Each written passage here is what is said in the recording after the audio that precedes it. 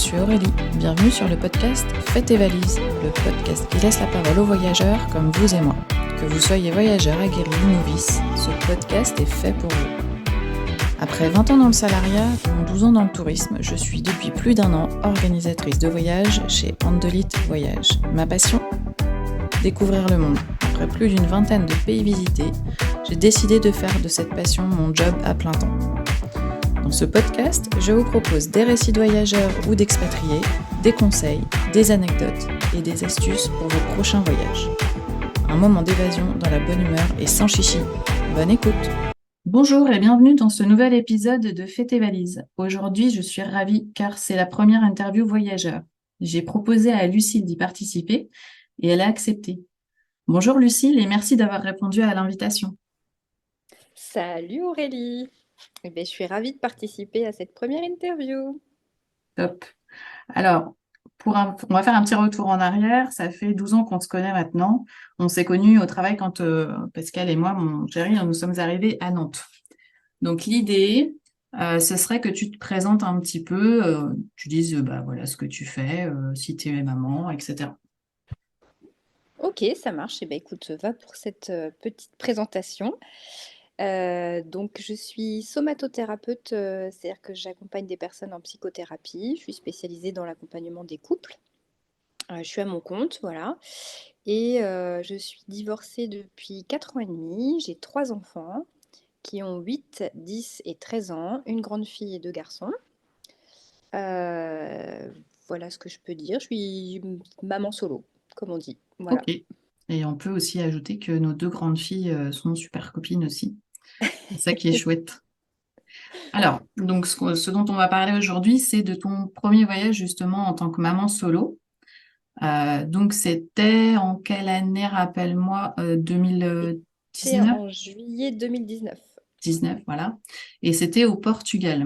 Alors, explique-moi pourquoi c'était important pour toi de faire ce voyage, ce que ça a impliqué, tu vois, en émotion, de le faire toute seule, le fait que à l'époque, je me rappelle, tu avais un peu plus peur de l'avion qu'aujourd'hui, tout organiser, tout gérer. Dans quel état d'esprit tu étais et pourquoi c'était si important pour toi de le faire? Ouais, alors pour comprendre ça, il faut que je te fasse le récap de pourquoi ce voyage en fait. À l'origine, c'est un voyage qu'on avait décidé en famille au moment où on traversait une crise avec mon ex-mari, où on allait vers la fin de la relation et où en fait, quelque part, comme pour beaucoup de couples, pour essayer de sauver les meubles, on s'était prévu un voyage tous ensemble. Moi, ça faisait des années que je voulais aller à l'étranger avec les enfants et lui était plus réticent. Et du coup, c'est comme ça que c'est un peu profilé le voyage au Portugal. Et du coup, ben, entre-temps, on s'est séparés, mais moi, j'ai décidé de maintenir le voyage parce que justement, pour moi, c'était ben, une super opportunité bah, quelque part, de, enfin, pas de célébrer, parce qu'à cette époque-là, c'était pas ça, mais en tout cas de faire ce premier voyage en tant que maman solo avec mes enfants pour un peu, je sais pas si c'était me prouver que j'en étais capable, peut-être qu'il y avait de ça à l'époque, mais en tout cas, j'avais envie de maintenir ce voyage qui me tenait à cœur et, euh, et de le faire malgré la séparation. Voilà. Donc je me suis un Ok. peu questionnée de le faire quand même seule ou pas, mais pas trop longtemps parce que j'avais vraiment envie de le faire et que je me sentais à l'aise pour le faire. Est-ce que tu ressentais quand même de la peur au niveau de l'organisation, ne serait-ce que sur place avec trois enfants, du coup, qui avaient 3 ans, 4 ans de moins, du coup? Oui, c'est ça. Et ouais, ouais, effectivement, à l'époque, ils avaient 3 ans et demi, 5 ans et demi et 8 ans et demi. Moi, en fait, j'étais jamais vraiment partie à l'étranger, à part, tu vois, des voyages de classe, donc des trucs organisés, et Mhm. puis où j'étais beaucoup plus jeune. Et puis sinon, j'avais jamais organisé un voyage toute seule. C'était toujours avec mon ex-mari, donc voilà, donc c'était vraiment la première fois que je me jetais à l'eau et que j'organisais un truc. Euh, et en fait, à l'époque, j'avais beaucoup plus de peur que maintenant. Notamment, effectivement, tu l'as évoqué, j'avais peur de l'avion assez fort. Je me suis dit qu'il fallait que je passe au-dessus pour justement gérer, que mes enfants se sentent bien et que ça se passe bien au niveau de l'avion. Donc j'ai plus travaillé sur, je mets ma casquette de maman et du coup, je prends le contrôle sur la peur de l'avion parce que l'idée, c'est de les prendre en charge eux. Donc ça avait été assez bien. Et après, pour l'organisation, très vite, en fait, je me suis dit que j'allais faire au jour le jour. Quand on avait parlé de ce voyage, on avait parlé de faire 3 villes, heu, donc Porto, Lisbonne et près de Faro. Et du coup, j'ai organisé autour de ça, donc les transports intérieurs, et puis c'était déjà déblayé, enfin les B&B, des choses comme ça. Et après, pour l'intérieur, on va dire, du voyage, là, je m'étais dit plus, bah, je ferai en fonction de ma forme et des enfants. Parce que je savais pas du tout où j'allais, en fait, avec les trois, assez petits, premier voyage, toute seule. Enfin, en plus, on n'était pas encore vraiment habitués à la séparation, enfin, dans le sens, la garde alternée, elle était à Oui. peine mise en place. Enfin, voilà, donc, Et les enfants, ils ont réagi comment quand tu leur en as parlé que à la base c'était un voyage familial, mm, papa, maman, les enfants, et que là tu maintenais quand même le voyage toute seule? Comment ils ont bah, réagi? écoute, dans mon souvenir, ils étaient très contents parce qu'ils étaient très contents de faire un voyage, en fait, de prendre l'avion. C'était vraiment l'aventure. Et puis, moi, j'avais vraiment envie de le faire, donc je pense qu'ils m'ont suivie parce qu'ils m'ont senti embarquée dans le truc, et que je me souviens pas avoir eu, tu vois, trop de doutes de ça va aller, ça va pas aller. J'étais pas submergée par la peur, quoi. Mm. Je me suis dit, ben, encore une fois, on verra comment ça va se passer. J'avais au moins les hébergements où on était sûr d'avoir un toit tous les soirs quelque part. Et puis les transports. Et après, bah, eux, enfin, je sais qu'ils suivent assez facilement, donc je suis un peu partie là-dessus, quoi. Ok. Et Donc donc, ils ont plutôt bien réagi, ils étaient plutôt impatients de partir. ok. Et tout ce qui est organisation, du coup, tu as trouvé facilement les billets d'avion pour t'organiser sur les hébergements, etc. Ça a été pour toi pour la première fois, quoi. T'as Ouais, pas... c'est ça. Alors les billets d'avion, on les avait pris très longtemps en avance. On les avait pris en décembre pour juillet. Du coup, ça nous avait vraiment pas coûté grand-chose. Euh, et puis après, les hébergements, j'avais tout pris via Airbnb. Je sais pas si on a le droit de citer. Si tu peux, Mais c'est un podcast. donc Airbnb, bah là c'était, enfin c'est facile. Il y a pas mal de logements à chaque fois. À chaque fois, j'avais ciblé pour être plutôt dans les centres intéressants ou à proximité des transports, pour que ce soit facile une fois sur place. Oui, et il me semble que Donc, tu as fait de la location de voiture ou du train sur place après, alors, de bah mémoire. ça fait une petite anecdote que je peux partager. Oui, vas-y. Donc, effectivement, une fois, bah, quand je m'étais dit, ah bah, sur place, de toute façon, voilà, le plus gros, bah, il y avait le train à prendre entre Porto et Lisbonne, et entre Lisbonne et Faro, c'était assez long aussi, le train. Et puis après, une fois arrivé enfin, je m'étais dit sur place, bah, c'est bon, on prendra les transports en commun et tout. Bon, j'avais regardé grosso merdo, voilà, j'avais pas assez bien préparé, comme pour chaque voyage. Et, et du coup, bah, en fait, il n'y avait pas beaucoup de bus, pas beaucoup de transports, il n'y avait pas grand-chose du tout. Et là, bah, je me suis dit, il va falloir que je loue une voiture, sauf que bah, pour ça, il aurait fallu que j'emmène mon permis. Ah oui, ça peut être utile. Bien sûr, bah, j'avais laissé chez moi. Voilà, voilà. Donc du coup, je m'étais mis note pour plus tard, bien penser à emporter son permis, éventuellement demander un permis international. Parce que du coup, à ce moment-là, on a fait 100 et c'est pas grave, on a pas mal marché et on s'est débrouillé avec ce qu'il y avait. Mhm. Mais du coup, ça aurait été pas mal de pouvoir louer une voiture sur la partie sud. Et sur place, alors, comment tu as géré déjà l'avion, est-ce que ça s'est bien passé? Et après, tu sais, d'arriver jusqu'au logement, les activités, le fait d'être toute seule à tout gérer sur place, est-ce que tu profitais quand même? Enfin, j'imagine que tu devais être aussi HS en fin de journée. Mmh. Ouais, c'est vrai. Alors pour, répondre à tes questions dans l'ordre, bon, l'avion du coup, ça s'est bien passé. Alors déjà, enfin, heu, c'est rigolo, mais enfin, par rapport à comme j'avais pas l'habitude de prendre l'avion, j'avais regardé, bon, bah, les contenants, les choses comme ça, et puis on avait tous nos gourdes. Ils avaient chacun en fait, un petit sac à dos. avec leurs affaires dedans, doudou, gourde et puis un petit tanka. Et puis sac, enfin, on avait un gros sac pour une petite valise, je sais plus, mais en tout cas pas un truc pas très gros pour tout le monde. Et parce qu'on est parti 15 jours. Et en fait, bah voilà, les gourdes, forcément, arrivées à l'aéroport, il faut les vider. Voilà, c'est des choses que bah, je savais pas et que j'ai Ah appris oui, sur le tas. normal. Après, c'est pareil, on avait les ventolines, j'avais mis ça dans la valise, mais il fallait le sortir. Bon, voilà, des petites anecdotes comme ça où bah, ça m'a appris que voilà, il fallait préparer certaines autres choses. Après, dans l'avion, le trajet en lui-même, ça s'est très bien passé. Les trois, ils étaient calmes. Euh, Ils ont bien géré. Il y en a un qui a dormi tout le long, l'autre qui a colorié, et puis ma grande Léa qui était un peu plus à avoir peur, à appréhender, mais ça a été aussi. Et puis moi, du coup, bah, j'ai pris sur moi et j'ai géré mon petit monde, donc ça s'est bien passé. Le trajet est passé assez vite, hein, c'est assez rapide. Et puis après, arrivé sur place, bah, là pour le coup, j'avais repéré quel tram prendre. Il y a un tram qui est vraiment à côté en fait de l'aéroport, un métro, pardon, et où tu as une navette qui te ramène là où on était à Porto. Donc ça, c'était assez facile, j'avais regardé. Et puis bah, après, avec Internet, tu as le forfait, tu mets Maps, c'est comme dans n'importe quel autre pays, donc c'est assez facile aussi pour ça.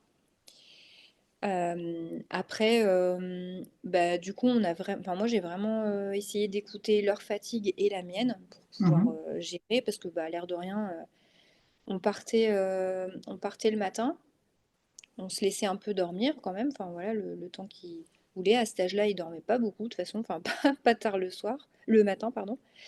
Et puis, on partait la journée en excursion, quoi, visiter un peu des trucs, et puis on rentrait le soir. Et il y a eu aussi des matinées qu'on a passées dans les B&B parce que bah, on n'avait pas envie de bouger ou on était un peu fatigué ce jour-là, voilà. Il y a eu tout un épisode aussi quand on est arrivé à Porto, en fait, je crois le lendemain de notre arrivée, j'en ai un qui a commencé à être malade, à avoir de la fièvre et ben, toi tu le sais, mais je le dis pour Mm. ceux qui vont écouter, mes trois enfants sont asthmatiques. Donc du coup, bah, premier, où je vois des signes de crise d'asthme, Mm. fièvre et tout, super. Donc bah, Porto, euh, je crois bien qu'on était un dimanche en plus. Donc galère, trouver bah, un centre médical, un médecin, voilà. Sans parler de la langue aussi. Ouais, Tu parles donc pas en portugais, plus moi enfin, je crois pas. pas, je suis pas bilingue, donc enfin si je suis bilingue ch'ti, mais ça ne sert pas au Portugal. Non, je crois pas. Du coup, et ben voilà, de bah, se débrouiller. Pareil, là aussi, merci Internet. Trouver un médecin, essayer de se faire comprendre. Je me souviens qu'on s'est déplacé à un endroit où le concierge comprenait pas du tout, il voyait pas du tout de quoi je parlais. Je cherchais un centre médical qui était indiqué à un endroit et qui n'était pas du tout là. Je finis par faire tout le tour, enfin trouver d'autres personnes qui parlaient un peu mieux anglais pour essayer de trouver le truc. Enfin, ça a été un micmac pas possible. Et puis finalement, consultation, et en fait, le deuxième commençait à être malade. Et ils ont été du coup tous les trois malades, sous traitement, antibio et tout, Donc la totale. c'était de l'asthme du coup ou Ouais, c'était alors autre chose? il y avait un virus, dans mon souvenir, il y avait un virus, et du coup qui déviait en Mm. asthme, mais Ouais, ils avaient été mis sous antibio. Alors je me souviens de m'être dit, c'était bizarre un peu, mais je pense que peut-être en France ils auraient fait différemment, mais enfin bon, ouais. c'est pas le sujet, c'est pas grave. Mais du coup, voilà, consultation pour les trois en anglais, avec une pédiatre qui parlait anglais à peu près aussi bien que moi, donc ça allait. On a réussi à se comprendre en tout cas. Mais ouais, ça c'était un bon début de voyage, on va dire. Tu Donc ça a un peu m'étonnes. freiné les premiers jours à Porto, où du coup, bah, on a fait un peu moins.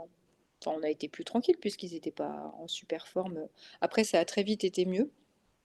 Donc on a pu après faire les visites et tout ça, mais voilà, ça c'était pas mal. Les trois malades. Ouais, tu m'étonnes. Et le mot d'ordre, c'est vraiment de s'écouter et puis tant pis, hein, de savoir relativiser et de dire bon bah de toute façon c'est comme ça, tu contrôles pas Mm. cette situation et puis on va s'adapter quoi. Ouais, c'est ça. Et puis moi, après, en voyage, je me dis, bah déjà, c'est super d'être là. Donc après, c'est pas grave si on voit pas tout. Et je relativise pas mal par rapport à ça. Je me dis, bah déjà, de se déplacer, de se balader rien que dans les rues, qui sont pas les rues où tu as l'habitude d'être, bah, c'est déjà super en fait. C'est de l'évasion et c'est trop bien. Donc après, bah oui, on n'a pas fait tous les musées, certainement tout ce qu'il fallait faire si tu prends un guide. Mhm. Mais on a quand même pas mal visité et déambulé dans les rues. Alors après, c'était des petits, mais encore maintenant, ils sont plus grands et ils adorent ça. Rien que prendre le tram, ils sont hyper contents en fait. Ouais, Donc c'est des déjà une fois, aventure. c'est tout con, mais tu prends, en plus à Lisbonne, il y a un vieux tram qui est trop beau, vraiment vieux là, jaune. On avait fait toute la ligne comme ça du tram, juste... Celui qui descend ou pas? Parce que je crois Ouais, que c'est un funiculaire, je crois, c'est la Boca de mémoire. Je crois que c'est ce nom-là. Il s'appelle la t'as un Boca. funiculaire qui est à Porto qu'on n'avait pas pris. On avait pris un truc qui passe au-dessus. Comment ça s'appelle Un ça? Je sais plus. téléphérique? Un téléphérique? Ouais, c'est un peu ce genre-là. Mm. Moi, Mais j'ai dans pas une pu le prendre et grosse, ouais, vraiment, c'est une très ouais, grosse cabine pour tout le monde. Et ouais, ça passe au-dessus des caves de Porto. ouais, je vois. Et nous, il était en panne quand on y est allé, mais oui, je vois tout. Bah ça, c'est une autre anecdote à Porto. Du coup, moi, je leur faisais un peu choisir le programme en disant, bah voilà, il y a ça, qu'est-ce qui vous dit et tout. Mais moi, je leur avais dit, moi, par contre, je voudrais visiter les caves de Porto, quoi. Ça va pas vous intéresser, mais maman, ça va l'intéresser. C'est ça. Et du coup, on était allé visiter les caves de Porto pour que quand même, moi aussi, je puisse y trouver mon compte et que voilà, ce soit pas que pour eux. Ceci dit, c'était intéressant. Ils ont écouté, enfin voilà, comment ça se fabriquait et tout. Ils étaient intéressés par ça et puis c'était assez bien fait. L'endroit où on était assez grand, donc ils pouvaient jouer un peu pendant que moi je dégustais, parce que tu as une dégustation à la fin de l'explication et tout. Donc c'était, voilà, ça, à chaque fois dans chaque ville, j'essayais aussi de voir moi ce que j'avais envie de faire. Dans les trois villes que vous avez faites, du coup, laquelle tu as le plus aimé et pourquoi? Alors, moi j'ai vachement aimé Lisbonne parce que j'ai trouvé que c'était plein de couleurs, plein de vie. Euh,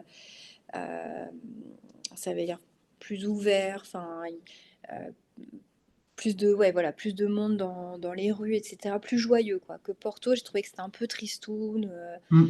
Il y a eu un gros tremblement de terre qui a pas mal impacté la ville et du coup, il y a des endroits, c'est pas très très joli. Puis bon, voilà, que Lisbonne, c'est vraiment lumineux, il y a plein de trucs chouettes à faire. Je m'étais dit que j'y retournerais d'ailleurs, parce que je trouvais que ça faisait assez festif pour tu vois, un moment entre adultes ou voilà. Donc ça, en ville, j'ai bien aimé Lisbonne. Et les enfants aussi ont préféré Lisbonne. Et après, bah, eux, ils ont préféré sur les trois, ils ont préféré le sud, puisque bah, on était à la mer. On avait un appartement dans une résidence. Alors en plus, au Portugal, moi, j'avais pas eu ça. Enfin, à cette époque-là, de toute façon, j'avais pas voyagé, mais même après, à chaque fois, il y avait une petite attention, un petit cadeau de bienvenue, tu vois, Ouais. de nourriture, de boisson, de voilà, un petit mot, enfin hyper gentil. Et à Faro, on avait vraiment un grand appartement. Ils avaient des chambres avec vue, avec une terrasse, tu sais, une Ah mini ouais, terrasse privative et tout. Donc ils étaient super. comme des rois, quoi, trop contents. En mode, tu sais, on est des grands. Bah oui, c'est bien. On avait vraiment beaucoup de place. Ils nous avaient laissé accès à bah, tout ce qu'il y avait dans le logement. Puis pareil, il y avait un panier. Enfin, c'était vraiment sympa. Et dans cette résidence, il y avait une piscine. Ah, super. Et on avait en plus accès, on était à 2 pas de la mer. Alors, au Portugal, la mer est très, très, très froide. Mm. Donc, bah, en gros, ma fille et moi, on s'est baignés, mais les garçons, ils ont trempé un orteil et demi et youhou, ils sont retournés sur la plage faire des châteaux. Donc, ils ne Tu sont pas du tout m'étonnes. baignés. Par contre, ils ont profité de la piscine tous les jours. Enfin, voilà, c'était le truc qui leur plaisait. Donc, forcément, sur les trois destination entre guillemets du pays, c'est ça qu'ils ont préféré. Ouais, j'imagine. Et alors après, quand tu es rentré de voyage, est-ce que tu étais finalement plus fatiguée qu'avant de partir? Émotionnellement, j'imagine que tu devais être super fière de toi d'avoir fait ça, tu devais être super contente. Enfin, comment tu te sentais? Tu t'es dit, c'est bon, c'était le premier voyage, tout s'est bien passé. Et enfin, même si vous avez eu ce souci effectivement de santé, t'es lancé pour les prochains voyages. Comment ça s'est passé? Ouais, ben tu vois là dans mon ressenti quand je me replonge là-dedans, j'étais trop contente en fait du déroulé du voyage parce que bah, j'ai réussi à tout simplement à mener le voyage de bout en bout, à les gérer dans les transports, partout, tout le temps, à quand même faire attention à ma fatigue, à être bien. Ça, je pense que c'est primordial parce que bah, malgré tout, comme dans n'importe quel voyage, tu es toujours un peu fatigué bah, parce que tu visites et parce que voilà. Euh, mais non, moi, enfin, dans mon ressenti, vraiment, c'est de me dire, bah, c'est parti, quoi, c'est super, parce qu'en plus, ça faisait vraiment la transition à cette période-là, ça fait vraiment la transition entre la maison qu'on partageait tous ensemble en famille et Mhm. nos logements respectifs, ou quand on est revenu du Portugal, et puis bah, la vie vraiment de parents séparés, elle commençait à ce moment-là. Et du coup, c'était vraiment une bonne transition où pour moi, ça a été vachement rassurant de pouvoir me dire, bah, c'est bon, en fait, j'en suis capable et je vais y Mhm. arriver et, euh, et ça va le faire. Voilà. Et puis, ça m'a donné surtout très envie de repartir avec eux, euh, de leur faire découvrir parce que bah, c'est magique quand même enfin, moi, je trouve de voyager avec des enfants, enfin, de voir leur émerveillement. Ils étaient vachement moteurs aussi sur bah, ça. Ils avaient envie de le faire, de visiter, de voir. Ils étaient contents. Ils ont des souvenirs encore maintenant. Ça nous arrive régulièrement d'en parler. Jules, il se souvient plus du tout parce qu'il était vraiment plus petit, mais même Chloé, il a quand même encore des souvenirs et ça reste bah, le premier voyage avec Ouais. maman et ça reste vraiment un souvenir très chouette, quoi. Dire si j'étais plus fatiguée en revenant qu'en partant, je sais pas te dire exactement, mais dans mon La souvenir, bonne je crois pas. fatigue. La bonne Ouais, fatigue. voilà, c'est ça, plus la fatigue de vacances, mais où t'es bien, pas où tu rentres, t'es épuisé, quoi. Mm. Oui, puis pour revenir sur les enfants, je trouve que c'est vraiment un beau cadeau qu'on leur fait de pouvoir voyager avec eux, leur montrer ce qui se passe ailleurs, qu'ils se rendent compte aussi dans certains pays que finalement en France on est quand même pas mal et Mm.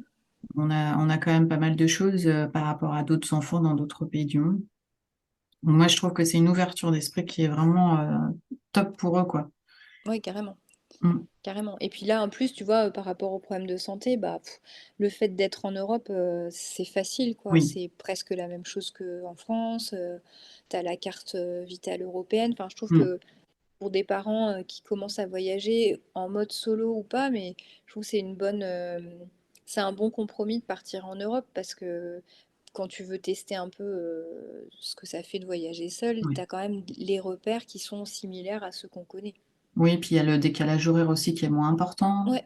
Donc, pour les enfants notamment, souvent Mm, c'est plus compliqué à gérer que déjà pour nous en tant qu'adultes, mais quand c'est un premier voyage, ça peut être effectivement un bon essai, un bon tremplin, quoi. mm. Et aujourd'hui, du coup, tu as fait d'autres voyages avec eux en Ouais. solo? Alors en solo, ben, par contre en France, Ok. dans plusieurs régions de France où je suis partie en solo avec eux pendant les vacances d'été principalement. Voilà, et puis là, enfin, je continue à en envisager en fait avec eux. Mhm. Et là, on discute là en ce moment justement de nos vacances de l'été prochain.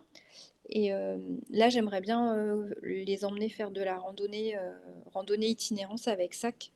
Ouais. Euh, Moi, j'ai testé ça cette année, j'ai vachement aimé. Et du coup, ils sont chauds.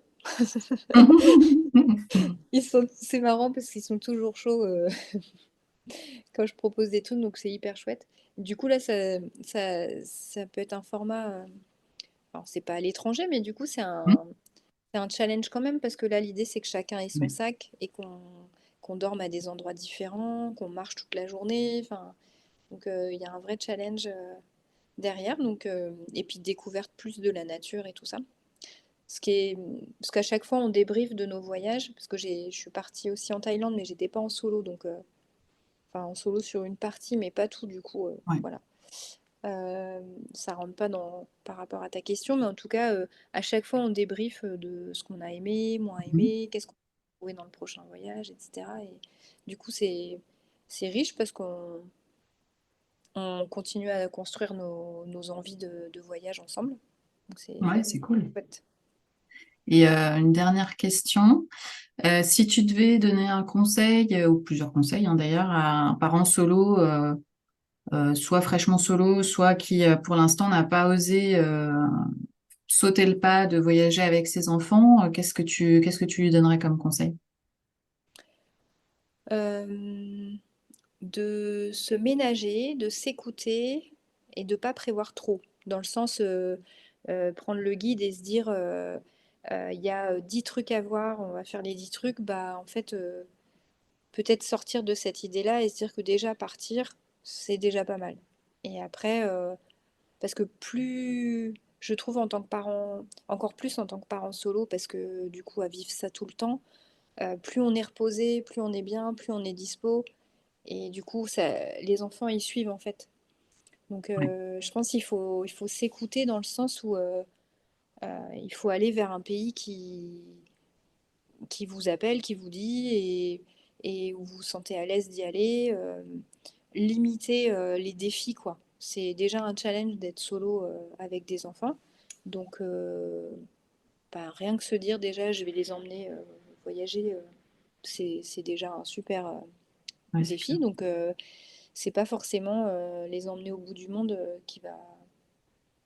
Oui, et puis peut-être, comme on disait, de peut-être pas prévoir le gros truc du premier coup, mais partir Mm, déjà en Europe pour, comme tu dis, avoir bah, les mêmes repères qu'on a nous en Europe, et puis de décalage horaire ou en cas de problème médical, de savoir à peu près comment faire, quoi.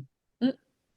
Ouais, ouais, carrément, c'est ça. Et puis vraiment s'écouter, quoi. Si le parent ça va, les enfants ça ira. Donc Oui, c'est se prioriser, s'écouter. Je sais que par exemple pour les vacances que j'ai pu faire en France, à chaque fois j'ai ciblé des hébergements, alors plutôt des campings, soit des chalets, soit des mobil-homes, trucs comme ça, mais avec un club en fait, parce que bah, du coup, les moments où moi je suis fatiguée, où j'ai juste envie d'avoir un moment calme et tranquille, bah, qu'ils puissent aller au club et que moi je puisse être tranquille justement et me reposer et reprendre de l'énergie pour m'en occuper, parce que bah, comme tu dis, oui, c'est fatigant, c'est sûr. Tu peux pas te proposer sur quelqu'un et donc mm. moi c'est ce genre de truc où ouais de bien penser à prendre soin de soi quoi. Alors super, Lucie. Ben, écoute, je te remercie d'avoir été ma toute première invitée interview voyageur. Surtout que je trouvais que c'était un sujet plutôt intéressant, les voyages parents solo, parce que bah, ça fait partie aussi des modes de vie qu'on a aujourd'hui. Euh, et je trouve que c'est cool de pas s'empêcher de voyager ou de pas faire certaines choses, et que ce soit parents solo ou même voyageurs solo tout court, de pas se mettre des freins au voyage. Donc, je te remercie pour ton intervention et d'avoir été la première à avoir accepté de passer sur le podcast Fais tes valises. Et puis, je te dis à très bientôt. Eh ben écoute, merci à toi pour ton invitation. Ça m'a fait très plaisir d'évoquer ces souvenirs et puis si ça peut donner envie à d'autres de voyager, de effectivement mettre ses peurs dans sa valise qui va rester à la maison C'est ça. et de prendre le reste pour bien profiter. Super, merci beaucoup. À bientôt. Merci à toi, à bientôt, salut. Vous êtes encore là? Merci d'avoir écouté cet épisode jusqu'au bout. Si vous souhaitez en savoir davantage sur Andolite Voyage, avoir des conseils, des bons plans, vous pouvez me suivre sur Instagram, Facebook et même sur TikTok. Vous trouverez les informations en bas de la vidéo. Si cet épisode vous a plu, mettez un j'aime, un commentaire et surtout, n'hésitez pas à en parler autour de vous. C'est ce qui permet de faire connaître ce podcast. En attendant le prochain épisode, je vous souhaite une belle journée, soirée ou nuit, peu importe où vous êtes. Merci beaucoup et à bientôt.